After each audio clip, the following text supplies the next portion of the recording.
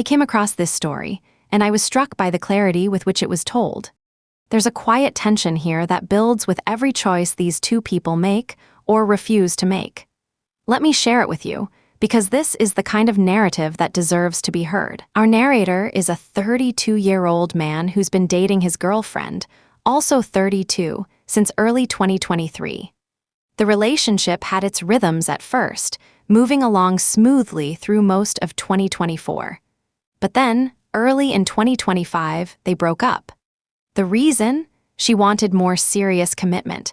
He had just emerged from a divorce and wasn't ready to offer that. Notice how the story establishes this pattern early: two people who care for each other, but whose timelines don't quite align. In January of 2026, they decided to try again. They've been together since. Now, here's where the narrative deepens. Earlier in her life, his girlfriend had an abortion. Her doctor warned her that having another one could create complications for future pregnancies. Because of that history, she's understandably, and I want to emphasize that word, understandably very cautious about getting pregnant. Our narrator, for his part, doesn't want children.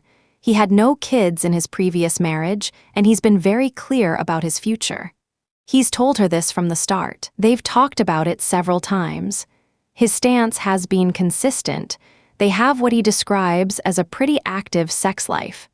Currently, the only birth control they use is condoms. And this is where the practical tension begins to surface. They're having sex frequently, sometimes multiple times back to back, and using condoms every single time has become, in his words, frustrating, physically and practically. The pull-out method carries risk, and given her medical history, he says he can't put her through that trauma again. She doesn't want to use hormonal birth control, AITA, or other contraceptive methods. Her reason: she's worried they might affect her hormones or her future fertility, so he suggested a vasectomy. Since he's confident he doesn't want kids, it seemed like a logical solution. But she's against that idea too. She believes he might change his mind in the future. She doesn't want him to make what she calls a procedural decision like that. He told her it's reversible. She remained hesitant. She asked him not to go through with it. This is the moment where the narrative reveals its core dilemma. At the same time, pregnancy is not something either of them wants right now. Because of her medical history and his stance on children, it would be, as he puts it, a serious issue if it happened. So right now, they're stuck in a space where she doesn't want hormonal or device-based contraception. She doesn't want him to get a vasectomy. Neither of them wants to risk pregnancy, and the only option left is condoms every time. This has started to become a point of tension because it feels like there's no middle ground. From his perspective, he offered a solution that aligns with his decision about not wanting kids. From her perspective, she's worried about permanent decisions and future possibilities. Notice the language here. Future possibilities. That phrase carries weight. It reveals something the narrator might not fully see yet, or might be choosing not to name directly. He asks, "Am I wrong for pushing for a more permanent birth control option instead of just relying on condoms indefinitely?" The story doesn't end there. What unfolds next in the comments reveals the deeper architecture of what's really happening. One commenter writes, "You don't want kids and it's your body, so it's your choice. It sounds like she does want children. It's tough when you love each other, but it does mean you're not compatible since you two aren't in agreement about children." His response? "Yeah, she is a wonderful person and would be very sad if we part ways because of this incompatibility." The tenderness in that reply is striking. But also, notice what he doesn't say. He doesn't dispute the assessment. He doesn't say, "No, she doesn't want kids either." He accepts the premise. Another commenter goes further. "As others have said, honestly, you two need to separate. It's not fair to her. Her biological clock is ticking. The older a woman gets, the more difficult it is to get pregnant, and the pregnancy carries more risk. If you don't want children, you need to be with someone who doesn't want children." The commenter shares their own experience, a second marriage ruined by this exact incompatibility. One partner desperately wanted kids, the other didn't. Constant fights, constant hope that someone would change their mind, and then comes the critical observation. She's already trying to change your mind. This is where the story transforms from a question about birth control into a question about something far more fundamental. It's about two people who are trying to build a life together while standing on opposite sides of an unbridgeable divide.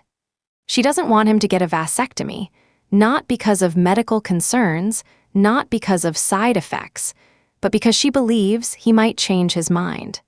That belief isn't abstract. It's rooted in hope. Hope that he'll want what she wants. Hope that time will shift his perspective.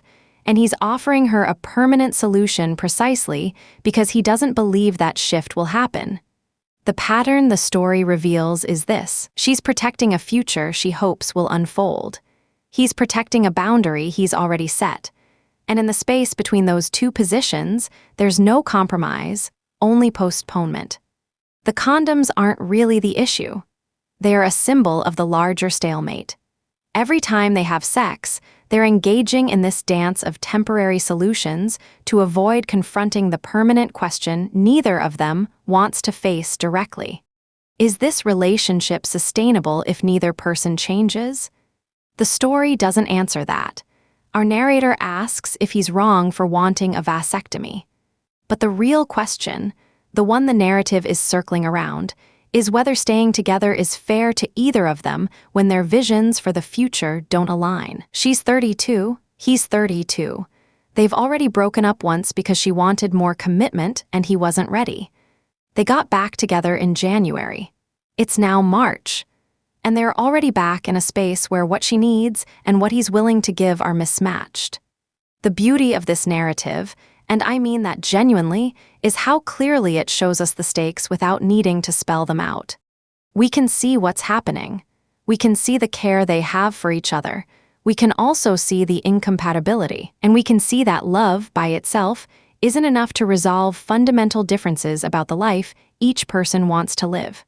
This is the kind of story that sits with you afterward, not because it's dramatic or explosive, but because it's honest. It shows us two people who are kind to each other, who communicate, who try to find solutions, and who are still facing a problem that has no solution except the one neither of them wants to accept.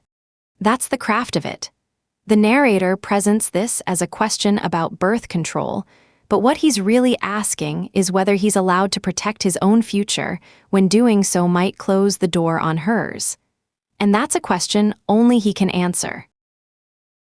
Stories like this remind us why we tell them in the first place, because they honor the complexity of being human, because they show us that sometimes the hardest conflicts aren't between right and wrong, but between two people who both have valid needs that simply can't coexist.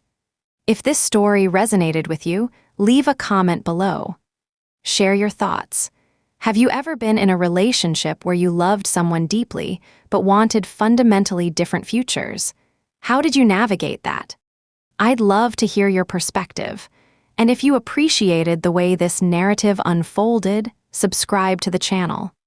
There are more stories like this, stories that deserve to be heard, that make us think, that help us understand the weight of the choices we make. Thank you for listening. I'll see you in the next one. Title suggestions primary: he wants a vasectomy, she wants him to change his mind, neither will budge. Alt 1, the birth control argument that revealed a deeper incompatibility. Alt 2, she won't use birth control, he wants a vasectomy. The real issue, much bigger. Alt 3, when love isn't enough, the relationship trapped between condoms and compromise.